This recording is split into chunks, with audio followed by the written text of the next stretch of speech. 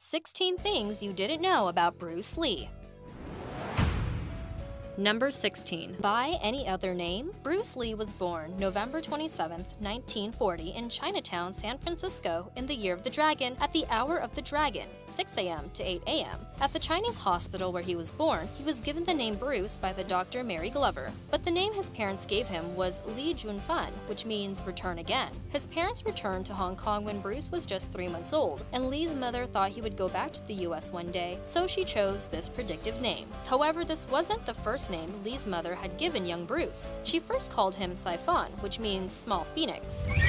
Number 15. Bruce Weed? Bruce Lee only had one formal instructor in Wing Chun, a Chinese martial art, when he was 13 to 18. His instructor, Yip Man, was known to use opium regularly and had one student claimed he used his school's tuition money to support his habit. Bruce later adapted the Wing Chun he had learned from Man into what he called Bruce Lee's Kung Fu, or style of no style, considered by many to be the beginning of mixed martial arts. Dana White of the UFC called Lee the father of MMC. Lee's most famous philosophical quote, "To be like water," came directly from Yip Man's teaching of the art of detachment. Lee was never known to use opium to detach himself, but he was reported to use cannabis, specifically edibles, and a small amount was found in his stomach during his autopsy. However, doctors never linked the cannabis to his death, instead blaming it on a bad reaction to pain medication. Number 14. Lee's earliest work. Movies and acting were in Lee's blood from a very young age. He appeared in over 30 films, with the earliest, Golden Gate Girl, in 1941 at just 3 months old. The film was directed by the first Chinese female director, Esther Eng, and Quan Man-ching, who were friends with Bruce's father, a noted opera singer.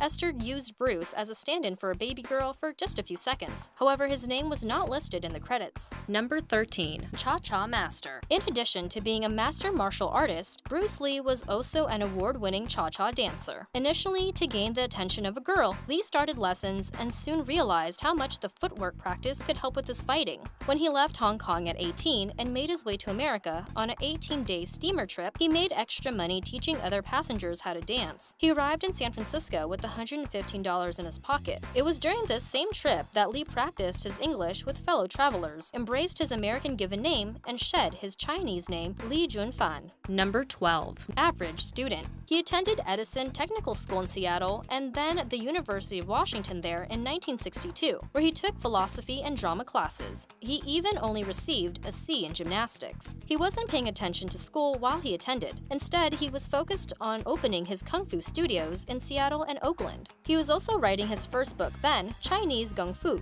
The Philosophical Art of Self-Defense. Despite being an average student, Lee spoke English, Cantonese, Mandarin, and Japanese. In fact, his good English helped him get the role of Kato in The Green Hornet in 1966. Lee said it was because he was one of the only Asian actors who could correctly pronounce the lead character's name, Britt Reed, that he got the part. Number 11. Health. With a body as fit and tight as Bruce Lee's, you would never suspect that he wasn't a perfect specimen of health. Surprisingly, he was administered an exam by the US Army draft in 1963 and he failed. His eyesight was not good, as evidenced by photos of him behind camera with big Coke-bottled glasses. He also wore contacts, which back then were probably especially brutal on the eyes. Then in 1970, Lee suffered a back injury that almost kept him from continuing his martial arts. He was attempting to do a good morning, a move that requires holding a barbell across the back shoulders while bending over, keeping the back straight and knees slightly bent.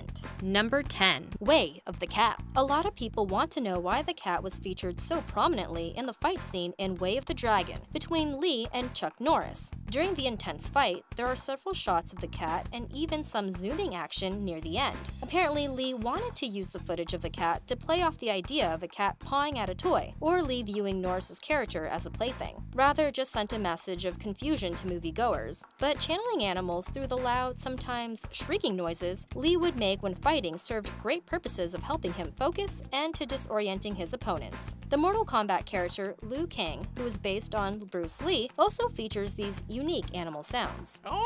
Number 9. Black and yellow. You have seen it on Uma Thurman in Kill Bill and on characters in Grand Theft Auto. It shows up every Halloween at parties and doorsteps each year. The famous yellow jumpsuit with the black stripe down the sides is trademarked Bruce Lee attire. While it was rumored that Lee chose the color to make a statement about his race, film producer Andre Morgan said that this was not the case. In fact, Lee was only offered 2 jumpsuits to wear in Game of Death, one yellow and one black. When they were reading the script, they saw the fight scene with Kareem Abdul-Jabbar had a portion where Kareem kicks Lee in the chest. The big footprint wouldn't show up on a black suit, so Lee chose yellow. It was auctioned off in 2013, and a private Hong Kong bidder won it for $780,000. Number 8. Multitasker. According to his daughter Shannon, one of the greatest things she learned about her father over the years is that he was an insane multitasker. According to his friend, Lee would drop down and do push-ups if he had to wait for an elevator. He could do push-ups with a man weighing 250 pounds sitting on his back. He was also known to read a book, watch boxing, and exercise all at the same time, not to mention the fact that he was a martial artist, actor, producer, writer, dancer, choreographer, and philosopher.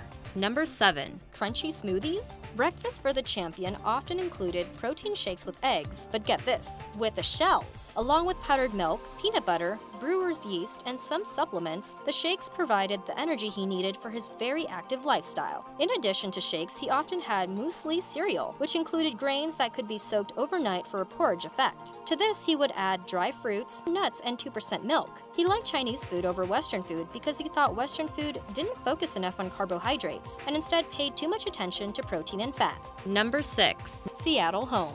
Lee referred to Seattle as his home. He attended school there and worked as a waiter at Ruby Chow's restaurant. On his first date with his wife Linda, he took her to the Space Needle. He worked out at 2 studios, which are now Ho Ho Seafood in Chinatown, and the other is Szechuan Noodle Bowl. He loved the nature of Seattle, Lake Washington, and how it made him think of a place where his father took him to fish in Hong Kong. Now there is an exhibit dedicated to Lee at Wing Lake Museum, with the hopes of having a permanent Bruce Lee action museum in the future. So when Lee passed away, it was clear that he would be laid to rest in Seattle. He is next to his son Brandon at Lakeview Cemetery. Number 5. Quick draw. Not only was he a skillful martial artist, Lee was plain fast. He was so fast, in fact, that during filming of Enter the Dragon, the shot had to be slowed down to 34 frames so that moviegoers could actually see his kicks. In an 11-second fight in 1962, Lee won with a knockout, but also included 15 punches and a kick. It only took Lee 0.5 seconds to react and punch from a 3 feet distance. His quickness wasn't limited to just fighting. He was known to steal a dime out of someone's palm and leave a penny before they could make a fist. Number 4. Top students. Bruce Lee had 3 instructors that he certified himself. They were Taki Kimura, James Yim Liss, and Dan Ensenado. Right before Lee died, he told the 2 living instructors, Kimura and Ensenado, to close his schools because he wanted low number of students in order to keep the quality of the high teaching. They taught small classes, and Lee himself trained with Chuck Norris, Joe Louis, and Mike Stone. Each of them won every karate championship while they were training with Lee. He also taught Kareem Abdul-Jabbar, Steve McQueen, and James Coburn. His teaching was in such high demand that he could charge up to $275 per hour. It's possible they trained to the Mission Impossible theme song, as that was the favorite of Lee's. He told the composer Lalo Schifrin in 1973 that he often trained to the well-known soundtrack. Another one of his students, James Bond star George Lazenby. But there is no word on whether or not they trained to any James Bond theme songs. Number 3. Nokia. In 2008, Nokia created an online commercial featuring Bruce Lee playing ping pong with his nunchaku, then setting matches on fire as they were thrown to him. The viral video caused quite a commotion, as many people thought it was real footage. Unfortunately, no footage exists of Lee actually performing these amazing feats, and it was something Nokia created from scratch. Number 2. Let me take a selfie. The best place to take a selfie with the legend in the United States is at 943 Sun Mun Way in the Chinatown district of Los Angeles. There you can see the only public statue of Lee in America, often surrounded by visitors in fighting stances with cameras and phones ready. The sculpture is 7 feet tall and includes his amazing abdominal six-pack. Why Chinatown? Lee was a regular there while he filmed the TV series The Green Hornet, and he also opened a martial arts school nearby. The sculpture was created by a Chinese artist, but Lee's daughter Shannon worked for 5 years to have it moved to the US. Besides this free option, you can also pay for tickets to Madame Tussauds in Hollywood and see the wax version of Lee busting through a window while doing a sidekick. Number 1. Final movie. Filming for the movie Game of Death was underway when Bruce Lee died on July 20th, 1973. In order to complete the film, the studio decided to rewrite the ending with the main character faking his own death. Shockingly, they also included shots from Lee's funeral, with 25,000 crying fans and footage of his body in an open casket. When he was finally laid to rest in Seattle, Washington, Lee was wearing the traditional Chinese outfit from Enter the Dragon.